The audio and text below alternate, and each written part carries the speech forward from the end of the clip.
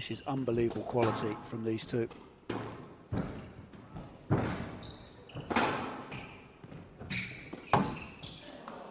No net. Oh my goodness gracious me, that is a dreadful call. Player review Asal on the no let decision. Surely out of safety. Look how wide he's had to come round here, Joey. I mean, if Elias goes anywhere near the tee, the middle of the court, it's a let ball. It's kicked off there. It's kicked off. It's dangerous. It's kicked off, so it's come even further back.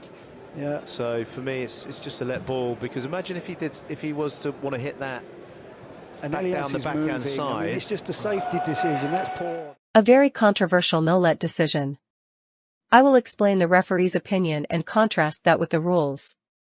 When we have a situation like this, the first thing we have to do is decide what shot the striker can physically hit, without considering the opponent.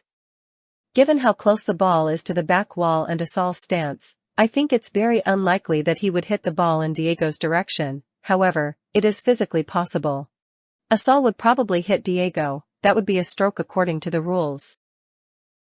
Furthermore, the rules also say that Asal should have access to hit the entire front wall, which he clearly doesn't have access to. Note, if I draw the arrow as described by the rules, it becomes more obvious. With that said, this shot is not realistic.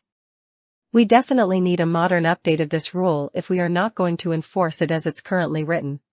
For the purpose of this video, I will draw lines that reflect a cross-court drop shot with the first bounce in the nick, as that is the widest shot that someone would realistically choose to play. What if we decide that Asal physically can't hit the ball in Diego's direction, which is a fair opinion? In that case, he can safely hit any shot that he chooses to. Speaking very strictly, that would justify a no-let, as the shot would not be close to hitting Diego. I hate that interpretation. Let's view this from Asal's perspective instead of the referee. Asal had his back to Diego, and at no point does he ever get a chance to see him. Asal has no idea where Diego is standing. If Diego was on the tee, Asal would probably hit him. And again, Asal does not know where Diego is standing when he wants to hit the ball. Giving a no-let here is very dangerous. He is completely right to stop. So even if the referee thinks that Asal can't physically hit cross-court from here, it should have been a let for safety. Unfortunately, this accurately reflects how referees are dealing with the wide cross-court return. I want to show you the clip of Siva asking for a stroke again. Yes, let. Oh. Thank you for stopping. 1-2. If Siva hits that cross-court, Orfi gets hit by the ball.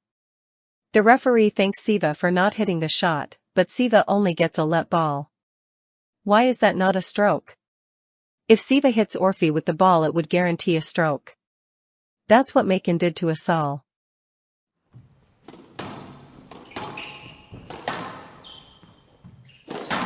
Stop. Stroke to Macon. If Macon asked for a stroke here, it would only be a let, so he just drills Asal and gets the stroke.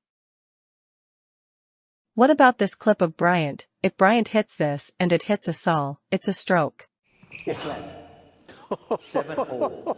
He was thinking about the cross-court there, wasn't he? Oh, goodness me, the tap into the bum. I'm not condoning it, but he could have easily tapped that into the derriere. But when he stops and asks for a stroke, it's only a let ball. To be clear, this Bryant clip is not a turning example, as the ball never goes behind Bryant or off the back wall. So what is the message from the referees? If someone hits a wide cross-court, they are allowed to block the cross-court return by standing in the way, and only by hitting them with the ball can you win the point. That is really stupid. Do we want players hitting shots here?